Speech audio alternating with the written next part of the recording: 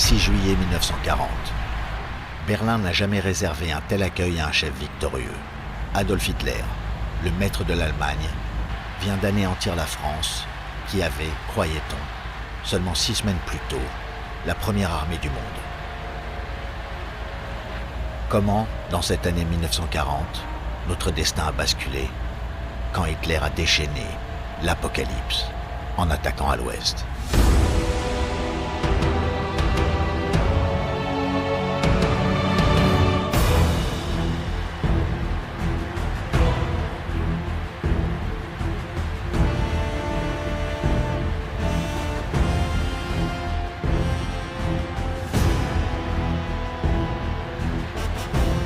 Quand Hitler attaque et déclenche le plus grand conflit de l'histoire, il a 50 ans.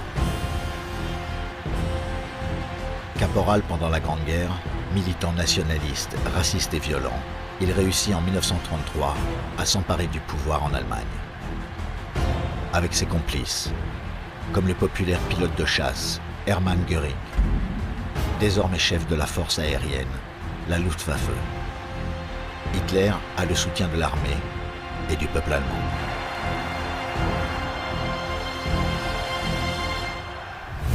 « 1939. Un an avant l'invasion de la France, Hitler prépare sa grande attaque dans son repère des Alpes de Bavière, son chalet privé, près de Berchtesgaden, appelé le Berghof. Hitler se laisse filmer par sa maîtresse cachée, Eva Braun. Il ne l'épousera que la veille de leur suicide.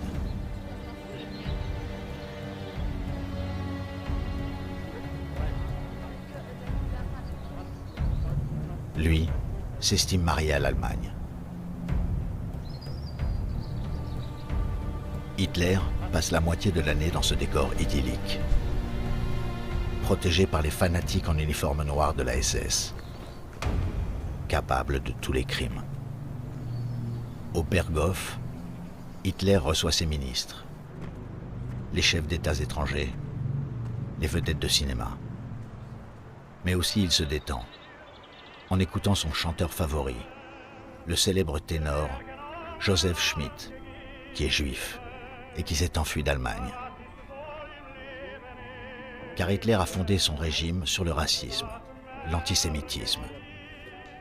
Avec son ministre de la propagande, Joseph Goebbels, habitué du chalet comme tous les dignitaires de son parti, le national-socialisme, en abrégé, les nazis. Comme Himmler et Heydrich, qui seront les grands assassins aux ordres d'Hitler de 6 millions de juifs. Beaucoup de nazis se sont connus pendant la terrible guerre de 14-18. Ils ont été portés au pouvoir par une multitude d'autres anciens combattants frustrés. Frustrés de s'être battus pendant 4 années dans les tranchées pour être vaincus et humiliés par l'armistice du 11 novembre 1918 et par le traité de Versailles qui a suivi.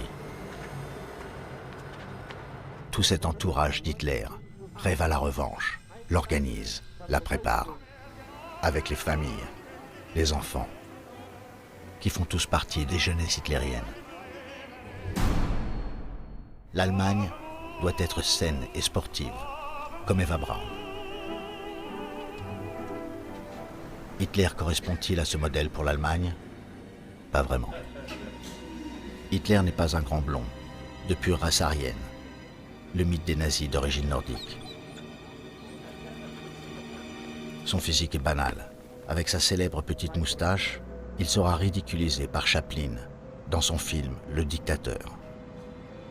Il ne fait pas de sport. Il a peur du soleil, de la pluie, de la neige. Il ne sait pas conduire. Il déteste le tabac, l'alcool, la viande. Il est affligé d'une dysenterie chronique que tente d'enrayer son médecin personnel, l'étrange docteur Théo Morel, qui finira par injecter à Hitler des composés de stéroïdes, de cocaïne, de dérivés d'opium, toutes sortes de médicaments, pour dormir, pour se réveiller, pour qu'il reste le chef, le Führer. Un toxicomane qui aura le sort de la planète entre ses mains. Mais c'est aussi un grand manipulateur, rusé et déterminé.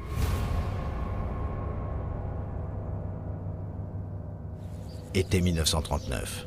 Hitler décide de mettre fin à ce qui est pour lui l'une des pires clauses du traité de Versailles, le partage du territoire allemand par le fameux couloir de Danzig, qui donne à la Pologne un accès à la mer. Hitler veut récupérer ce territoire et envahir la Pologne.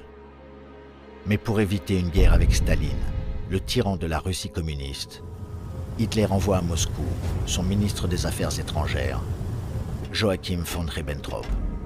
Il signe un pacte germano-soviétique de non-agression en échange d'une partie de la Pologne. Les soviétiques ont réussi à mettre une croix gammée à l'envers, récupérée dans les décors d'un film anti-nazi.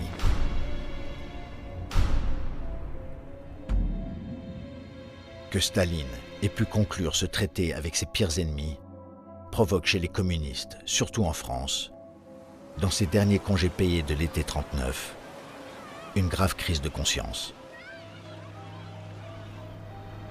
Des intellectuels quittent le parti, mais les ouvriers communistes restent fidèles à Moscou. Le gouvernement français les suspecte de possibles sabotages en cas de guerre.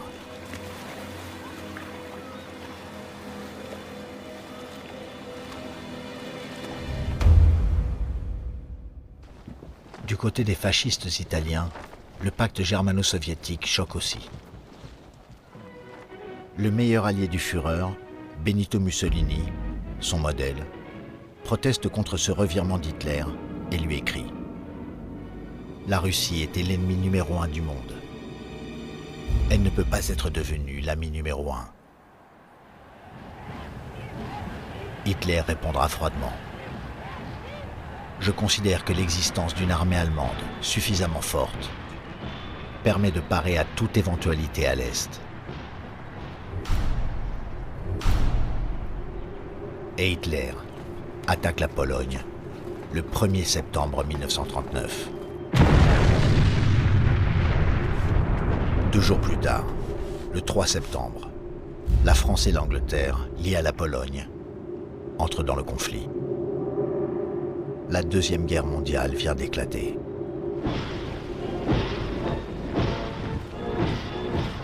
À peine un mois plus tard, le 5 octobre 1939, Hitler, dans son manteau de cuir vert, entre en vainqueur dans la capitale de la Pologne, Varsovie.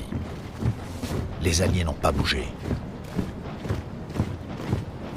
Ces images, tournées et montées par les équipes de propagande de Goebbels, impressionnent le monde entier.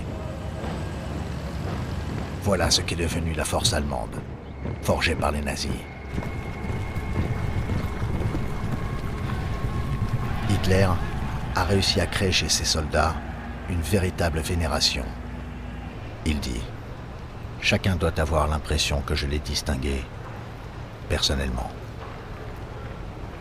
Pour eux, pour ces généraux, pour le monde entier, il prononce un grand discours au Reichstag, le Parlement où règnent les nazis.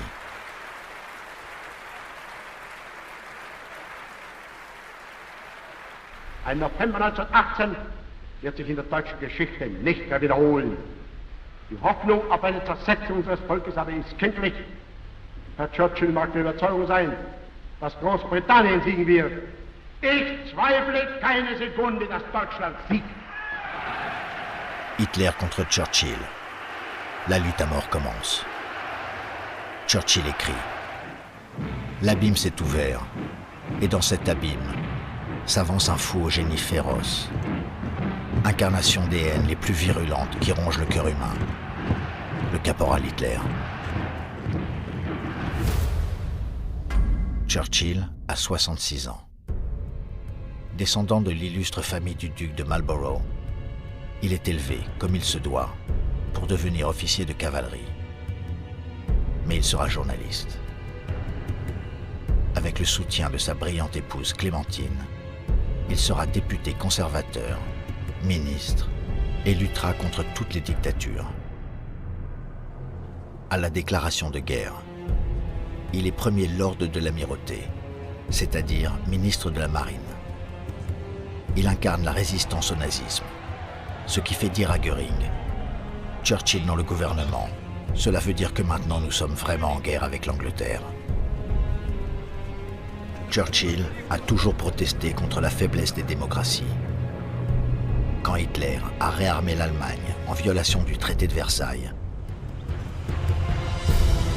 quand Göring a créé les camps de concentration, comme ici, à Dachau, dès la prise de pouvoir en 1933, pour enfermer les communistes, les francs-maçons ou même des chrétiens, tous les opposants au régime nazi.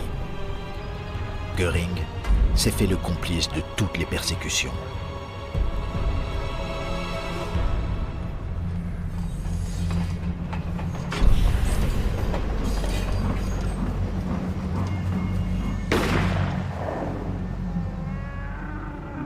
Mais il a de puissants réseaux en Europe. Son compagnon de chasse n'est autre que l'ambassadeur de Grande-Bretagne en Allemagne, Sir Neville Anderson, qui apparaît ici dans un petit film de la collection privée de Göring. Après le déchaînement nazi meurtrier de 1938 contre les Juifs, la terrible Nuit de cristal, Neville Anderson dit « Il vaut mieux que vous persécutiez les Juifs d'une manière plus organisée pour ne pas choquer l'opinion anglaise. »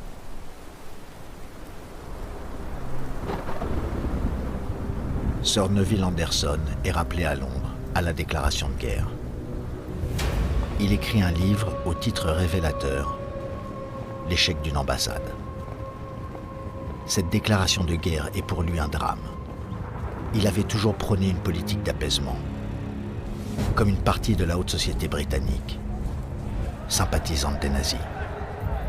De l'aristocrate Oswald Mosley, le chef des fascistes anglais, jusqu'à la famille royale.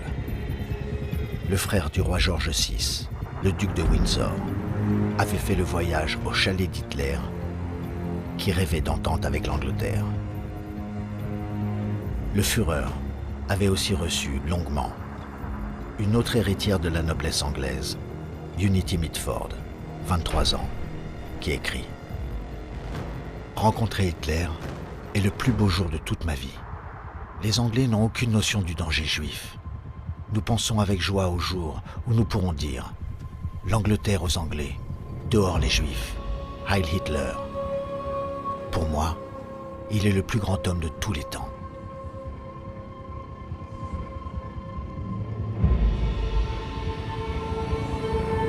Unity Mitford se tire une balle dans la tête quand son pays déclare la guerre à l'Allemagne. Elle ne fait que se blesser. C'est du moins ce qu'elle prétend pour ne pas être accusée de trahison. Mais elle n'a aucune cicatrice et elle dit à ses parents qu'elle a été enceinte du Führer et que le bébé a été adopté.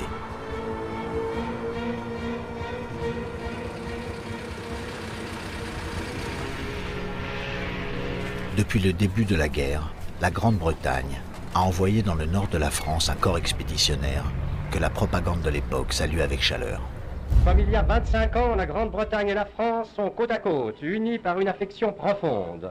Voici de nouveau l'ancienne amitié de Tommy et du Poilu. Les Anglais ne sont pas étrangers sur le sol français, le sol où leurs pères ont combattu avant eux, et le précepte de Napoléon, une armée marche avec son estomac, n'est pas oublié. Partout, derrière les lignes, les hommes sont au travail, creusant des tranchées, élevant des parapets et rendant leur position imprenable. Le vicomte Gort, commandant en chef des troupes anglaises, un héros de la dernière guerre, collabore étroitement avec le général Gamelin. Le général en chef français Maurice Gamelin a 72 ans. Ancien officier supérieur de 14-18, c'est un homme prudent, mais indécis, et trop confiant dans la fameuse ligne Maginot, les fortifications à la frontière avec l'Allemagne. Le long du Rhin, pendant 10 mois, les soldats des deux camps s'observent en échangeant, de temps à autre, quelques coups de feu.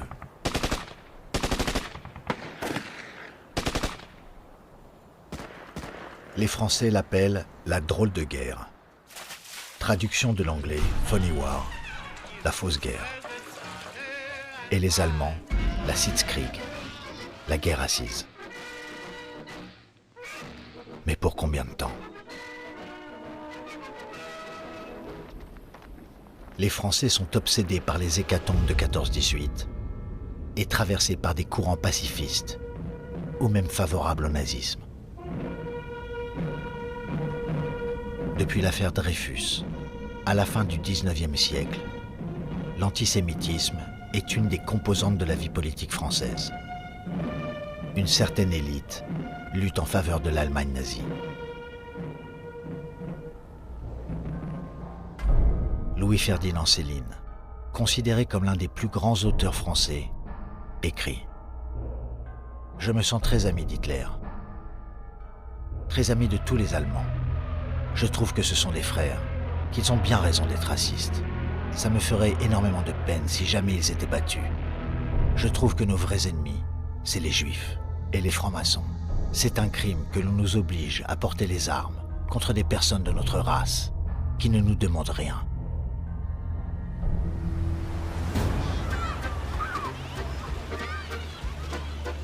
Les Français, dans ce début de printemps 1940, partent encore en week-end et se filment en faisant le salut nazi.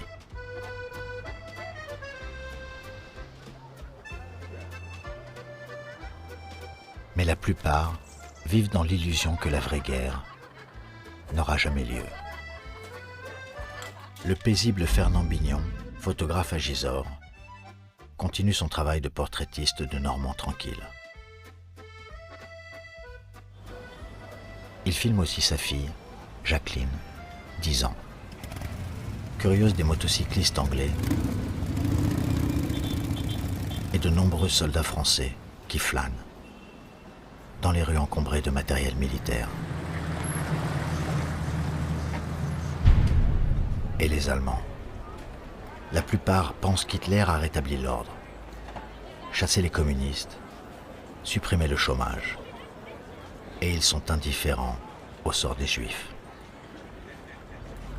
La popularité d'Hitler est immense et son anniversaire, le 20 avril 1940, réunit une foule d'Allemands devant son appartement personnel à Munich. Ce sont des moments de dévotion et d'offrande de tout ce qui peut servir à faire des canons et des avions. Hitler prépare les Allemands pour la grande offensive, en les galvanisant de sa voix de dompteur de fauves. Sei daher der feierliche Schwur, der von den kapitalistischen Machthabern Frankreichs und Englands, dem Großdeutschen Reich aufgezwungene Krieg muss zum glorreichsten Sieg der deutschen Geschichte werden. Cette ferraille va aussi servir à fabriquer des centaines de milliers de conteneurs pratiques et maniables que les Anglais appelleront les jerrycans, les bidons Bosch. Ils permettent aux chars allemands d'être autonomes en essence, contrairement aux chars français. Une essence fournie en énorme quantité par Staline. La Sitzkrieg, la guerre assise, a permis à Hitler d'accumuler matériel, vivres et munitions.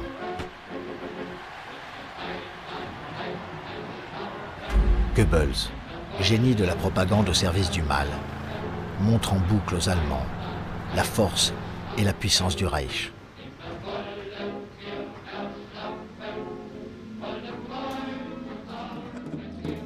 Mais ces mêmes Allemands qui adorent Hitler, sont-ils prêts à faire la guerre?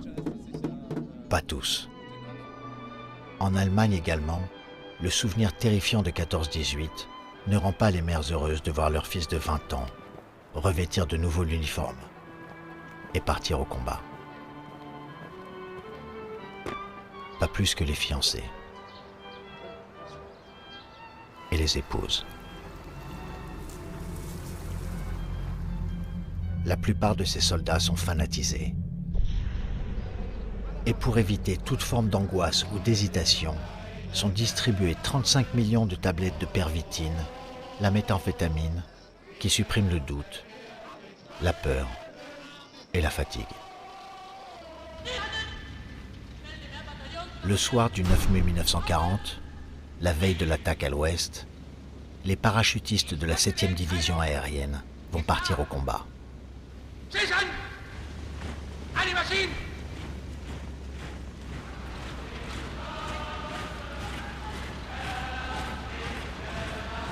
parachutistes allemands Anton Neurin. Le soleil est de couleur rouge. Nul ne sait s'il brillera encore pour nous demain. Allumez les moteurs, mettez-les à fond et décollez. Et ils s'envolent vers les Pays-Bas, qui ont pourtant déclaré leur neutralité. C'est la première fois dans l'histoire que des envahisseurs viennent du ciel.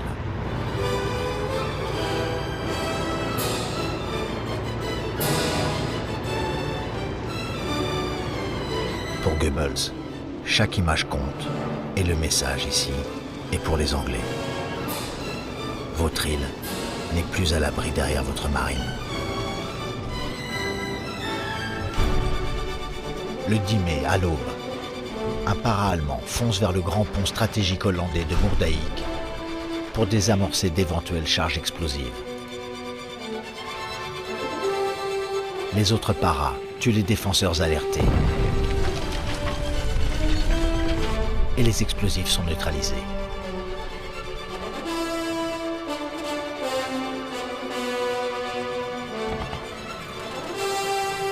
Au même moment, un commando allemand attaque le fort d'Eben Emael, la clé de la Belgique, bardé de canons et de mitrailleuses, imprenable, sauf par le dessus.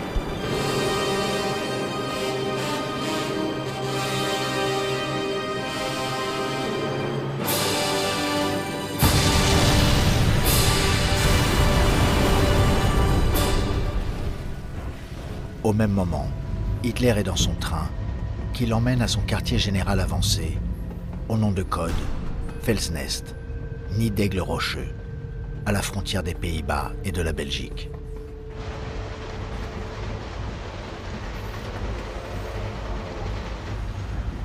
C'est le moment de sa vie.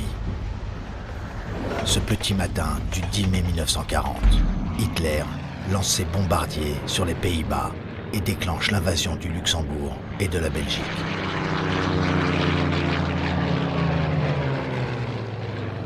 Hitler a mobilisé 3 millions d'hommes pour son attaque et les alliés OTAN pour l'arrêter.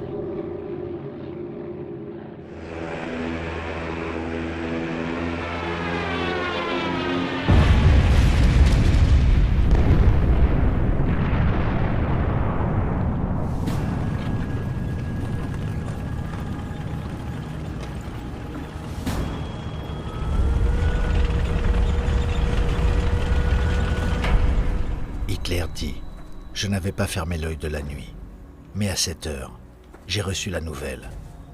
Le fort d'Eben Emael est tombé. »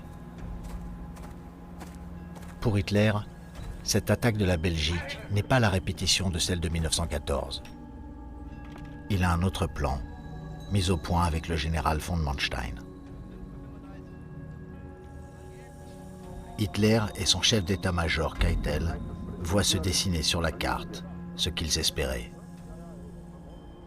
Comme en 14, les Français et les Anglais foncent vers la Belgique, pas pour la secourir, mais pour éviter que la grande bataille ait lieu en France. C'est le piège.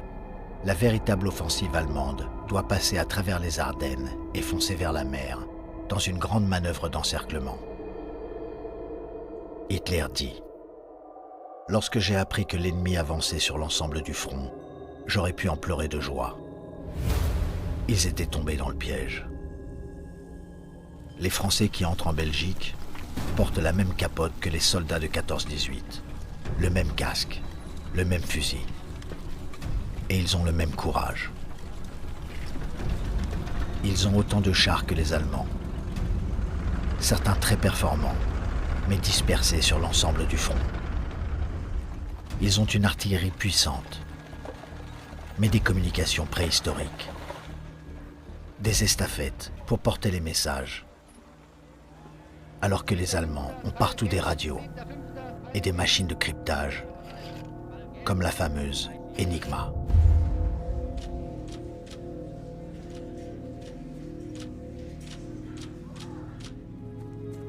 Parmi les soldats français entrés en Belgique, le sergent Henri Militon écrit à ses parents le 10 mai 1940. Un petit mot, en hâte. La fatigue n'est rien dans cette guerre atroce. Tous les villages sont bombardés ici, et les civils partent. Ce sont des scènes poignantes, déchirantes. Mais notre morale est excellent. Nous les arrêterons et nous vaincrons. Courage, confiance, on les aura. Le sergent Militon est blessé. Il meurt 2 jours plus tard, à 36 ans.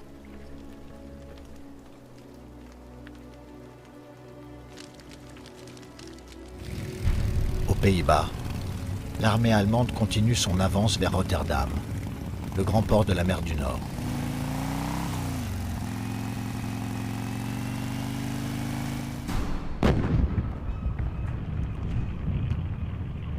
Partout, la résistance est vive.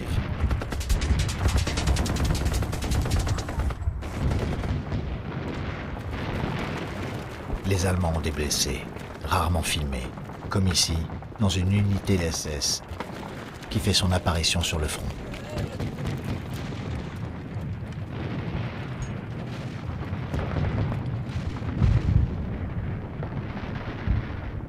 Après 4 jours de combat inégal, l'armée néerlandaise capitule, ce qui n'empêche pas l'aviation allemande de bombarder la ville, tuant 800 civils.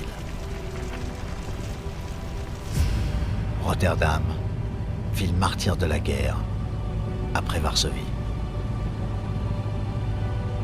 Toujours le 10 mai 1940, Churchill devient Premier ministre du Royaume-Uni. Il déclare aussitôt: I have nothing to offer but blood, toil, tears and sweat. Churchill jette en prison les fascistes anglais, leur chef Oswald Mosley et ses groupies de la haute société.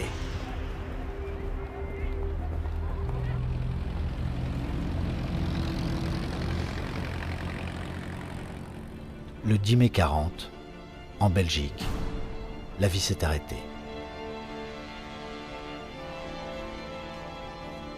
Une touriste américaine bloquée en France, Mary Jane Gold, voit ces milliers de réfugiés sur les routes du Nord. Elle écrit: ces nomades involontaires, au fond de la détresse, sont restés pour moi l'image la plus terrible de cette guerre.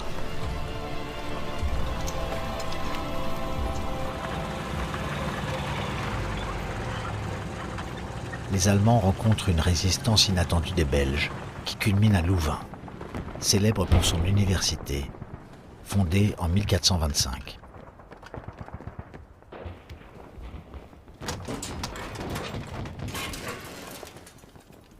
Le sacrifice de ces soldats belges n'empêche pas la destruction, comme en 1914, de la précieuse bibliothèque médiévale.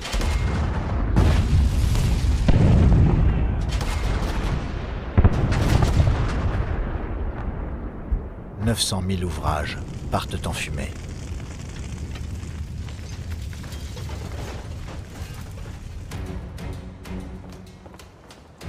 Les Allemands étendent leur contrôle en prenant leur temps pour attirer les meilleures divisions motorisées alliées, avec la consigne d'Hitler de ne pas les bombarder ni les mitrailler pour qu'ils avancent le plus loin possible en Belgique. Le chef du gouvernement français, Paul Reynaud, s'en étonne et demande alors au général Gamelin: « Cela ne vous inquiète pas de voir les armées anglaises et françaises entrer en Belgique sans être menacées par l'aviation allemande ?» Gamelin est gêné pour répondre, alors qu'il constate que les avions allemands bombardent les civils belges.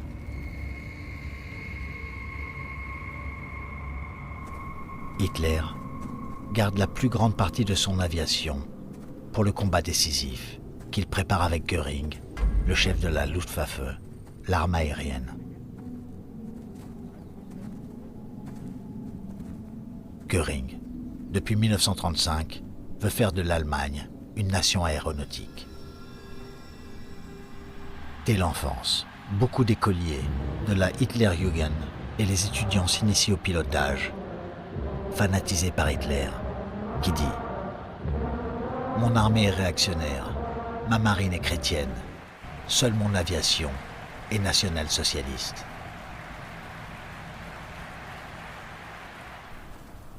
Pour ce 10 mai 1940, et l'attaque principale contre la France, Göring aligne 600 bombardiers Dornier, Henkel, Junkers.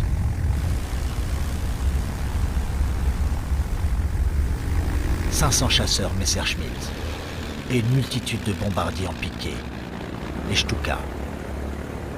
En tout, plus de 1500 avions, prêts à appuyer l'avance des blindés.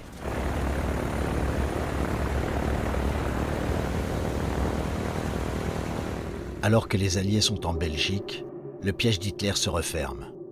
Son attaque principale porte sur la Meuse et Sedan, où l'armée française avait déjà été vaincue en 1870. Dans la forêt des Ardennes, frontière naturelle, depuis le matin du 10 mai 1940, les chars allemands s'efforcent de passer dans le pire des terrains. La plupart des défenseurs s'enfuient devant les monstres. Sauf quelques soldats belges, les courageux chasseurs ardennais, qui leur font perdre une précieuse journée. Le 11 mai 1940, les blindés allemands ont traversé les Ardennes et pris Sedan. Les artilleurs français économisent les munitions, car ils s'attendent à une longue bataille, comme à Verdun. Le 13 mai, avec leurs radeaux pneumatiques, les troupes d'assaut allemandes traversent la Meuse sous la mitraille. Et les pionniers construisent des ponts pour les blindés. L'aviation de Göring bombarde pendant des heures pour briser le moral des défenseurs. Les Stuka ajoutent à leur précision diabolique l'épouvantable bruit de leurs sirènes.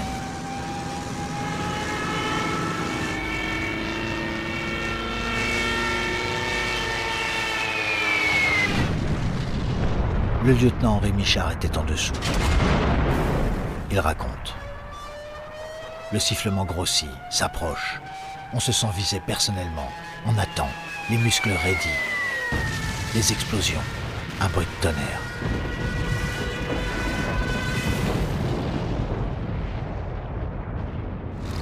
Le 14 mai 1940, au matin, les Allemands franchissent la Meuse. C'est la grande percée du front français.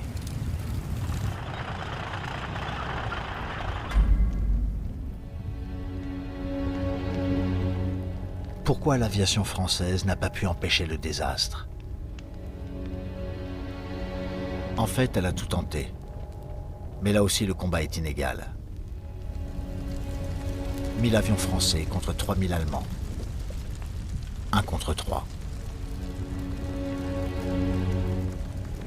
Quelques appareils français sont modernes, comme ceux construits par Marcel Bloch, futur Marcel Dassault, ou De Voitine, Potez, Breguet. Mais le désordre dans l'industrie est tel que les avions neufs s'entassent en attendant leurs hélices ou leurs canons. Le matériel américain, acheté à prix d'or, comme les chasseurs Curtiss, ne compense pas l'infériorité des Morane français, surclassés par les nuées de Messerschmitt.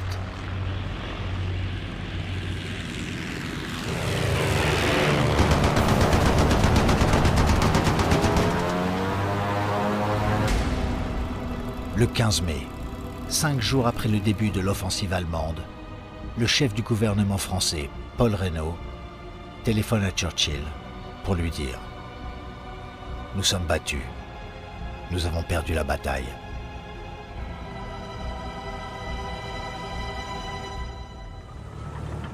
Rien ne semble plus pouvoir empêcher l'avance des blindés allemands.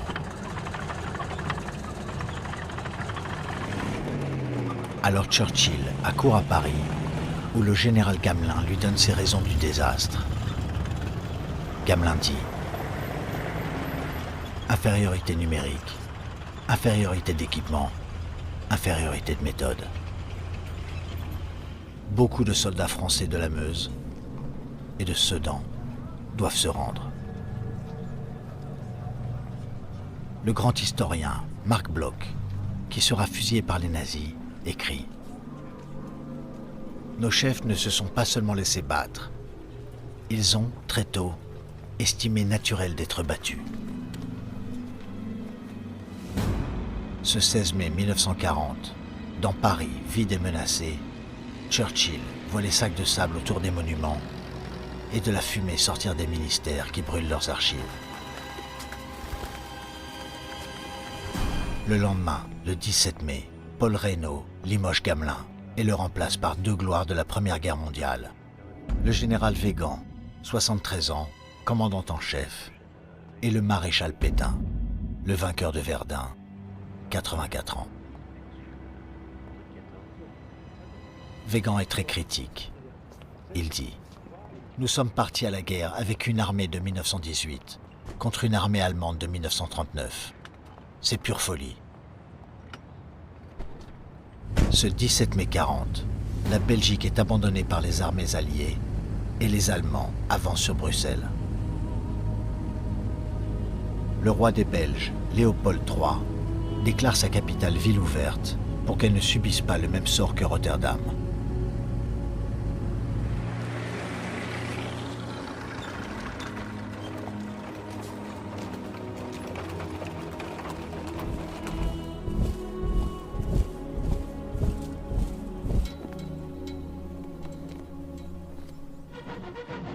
Les actualités cinématographiques, qui chaque semaine dans les cinémas montrent la puissance de la France, se tournent maintenant vers le possible sauveur, le président des États-Unis, Franklin Roosevelt, qui réunit à Washington les chefs d'État des deux Amériques. I am a pacifist. You, my fellow citizens of 21 American republics, you are pacifists too. But I believe that by overwhelming majority in all the Americas, you and I, in the long run, and if it be necessary, you and I will act together to protect, to defend, by every means at our command, to protect and to defend our science, our culture, our American freedom, and our civilization. L'Amérique de Roosevelt pourrait-elle voler au secours des démocraties comme en 1917 ? Pour la sensibiliser, les actualités montrent les horribles destructions des bombardiers allemands et la fuite éperdue des civils.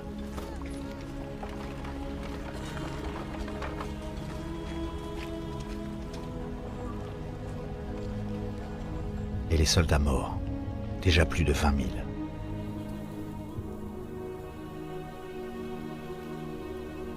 Les chefs d'État et les gouvernements des pays déjà occupés s'enfuient à Londres, comme la famille royale des Pays-Bas.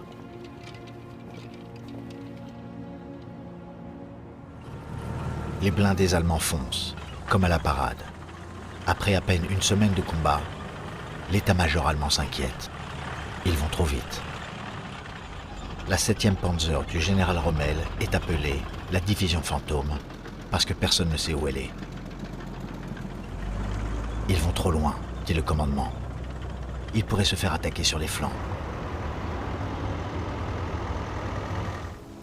Dans leur avance, ils font des centaines de prisonniers. Beaucoup de soldats allemands ont emmené leurs petites caméras et montreront à leurs enfants leur capture en leur disant « Prisonniers, les Anglais sont moins arrogants. »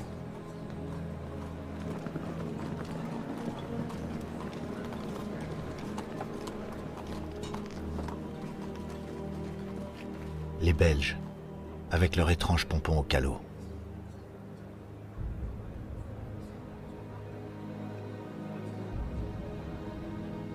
Le troupeau hagard des Français.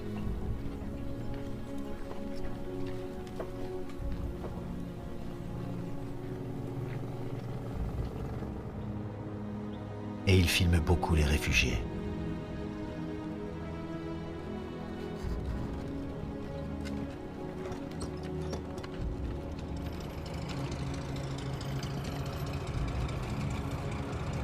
Et les filles rencontrées, terrorisées, pourront pourront-elles se défendre? Le viol est puni dans la Wehrmacht s'il est vu par des témoins.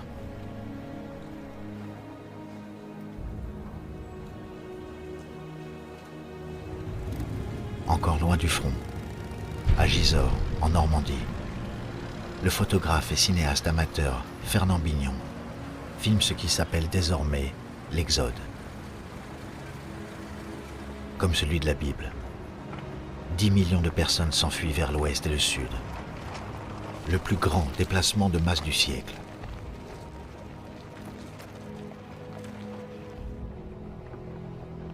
L'épouse du cinéaste, Marguerite Bignon, bonne catholique, ne voit pas pourquoi leur fille, Jacqueline, ne ferait pas sa première communion.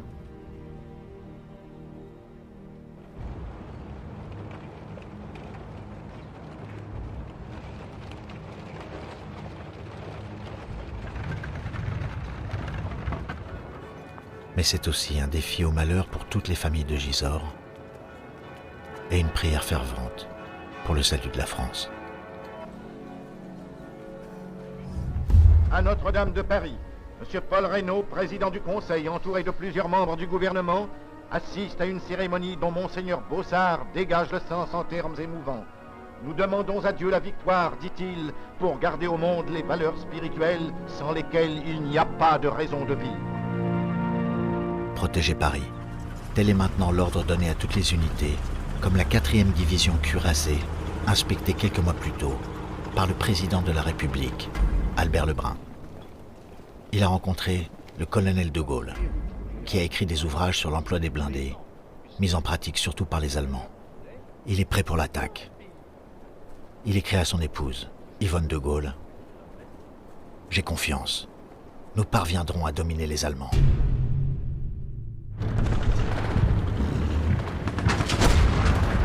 De Gaulle va mettre en action ses théories sur la concentration des chars en les lançant le 17 mai 40 sur le flanc des colonnes allemandes, à Montcornet.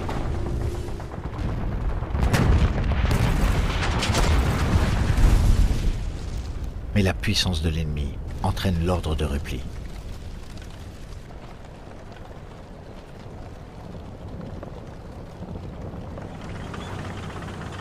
Et l'avance allemande continue inexorablement vers les côtes du nord de la France pour refermer l'encerclement des armées alliées. Dans leur retraite, des soldats français sont même perdus au milieu des Allemands.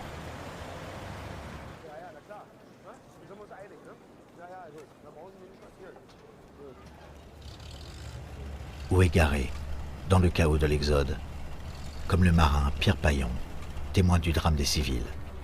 Il dit: ces malheureux qui ont tout abandonné sont mitraillés comme des chiens par l'aviation allemande, le long de la route qui les conduit sans but.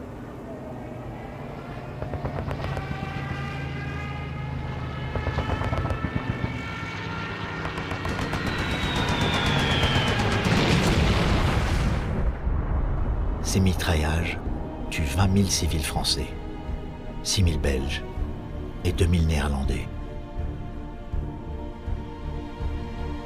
Après 2 semaines de combat, c'est la déroute des Français et des Anglais devant la détermination des Allemands, qui ont perdu quand même 2500 hommes par jour. Mais eux ont des chefs combatifs, comme le général Guderian, incarnation de la détermination nazie.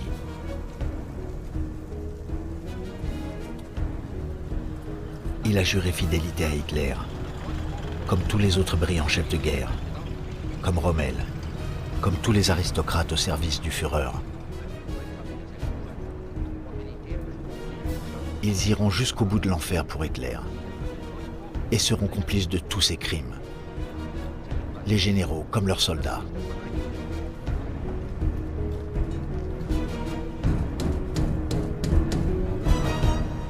Et les 150 000 hommes venus des colonies françaises d'Afrique, ils sont désormais prisonniers des pires racistes.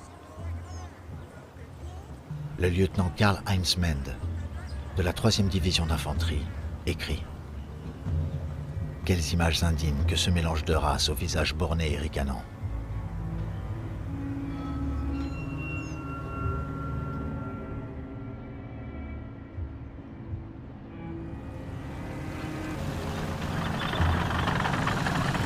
Des centaines seront massacrés, certains écrasés sous les chenilles des chars. Ce ne sont pas les seuls crimes de cette armée allemande de mai 1940. La 3e division blindée SS, Totenkopf, tête de mort, suit la retraite des armées alliées en fusillant les civils et les prisonniers. Telle est la conséquence de l'idéologie meurtrière nazie et l'effet de la pervitine, l'amphétamine de la terreur. À Wormhout, une petite ville du nord de la France, 80 prisonniers alliés, désarmés, sont tués.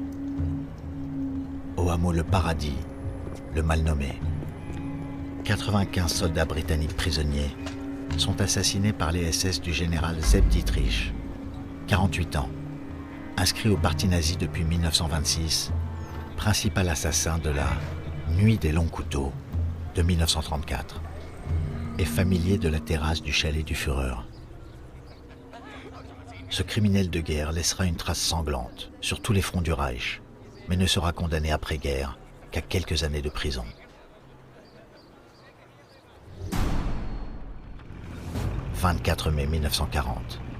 Les soldats britanniques et français et des Belges refluent, mais en bon ordre, en se battant vers Dunkerque.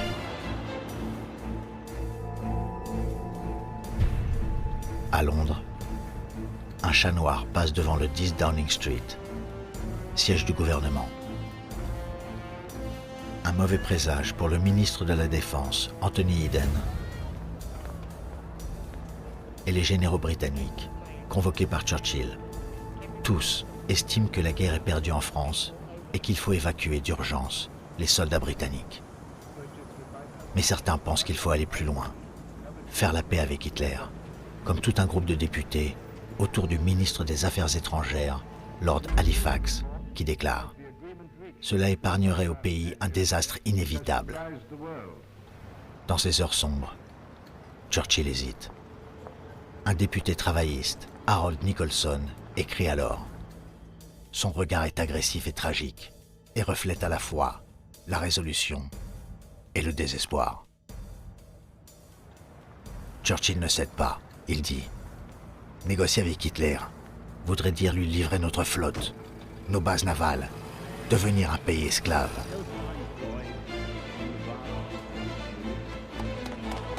Churchill continue la guerre.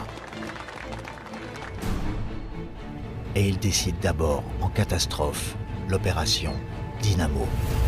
Tout ce qui peut flotter en Angleterre ira à Dunkerque chercher les soldats. Des centaines de remorqueurs, de péniches, de bateaux de plaisance, protégés par 50 destroyers et chalutiers armés, avec des navires de guerre français. Arriveront-ils à temps? À Dunkerque, les trois armées, britanniques, françaises et belges, sont maintenant complètement encerclées. Les marins alliés avaient prévu de sauver 40 000 hommes. Ils sont 400 000 sur les plages, à attendre des bateaux ou l'assaut allemand. C'est alors que ce 24 mai 1940, un ordre d'Hitler, le Hackbefehl, stoppe net l'avance des blindés allemands. Beaucoup d'historiens se sont interrogés sur cet arrêt miraculeux pour les Alliés. Le général Guderian s'attriste de voir ces hommes dans les fossés. Il écrit « Hitler et Göring pensaient que la Luftwaffe suffirait à empêcher le départ des Britanniques par la mer. Cette idée leur fit commettre une erreur fatale. En réalité, Hitler n'a plus suffisamment de chars pour la seconde phase de la campagne de France. Le nombre des blindés détruits est très important et les stocks de munitions sont au plus bas. Les hommes sont exténués, avec la pervitine. Ils ont marché et se sont battus jour et nuit pendant 2 semaines. Mais ne plus prendre cette drogue provoque aussi une descente, qui les cloue au sol.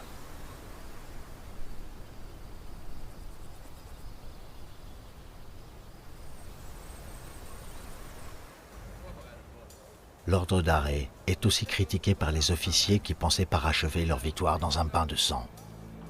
Hitler prétendra qu'il a voulu épargner les Anglais pour s'entendre avec eux sur un partage du monde. Ce sera donc aux aviateurs nazis d'exterminer les Alliés encerclés.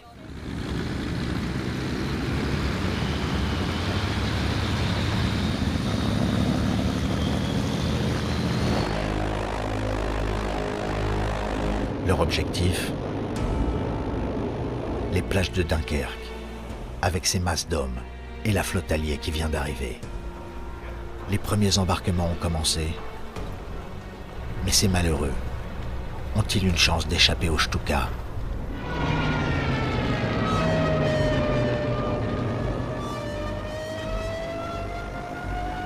Dunkerque va-t-elle connaître l'apocalypse?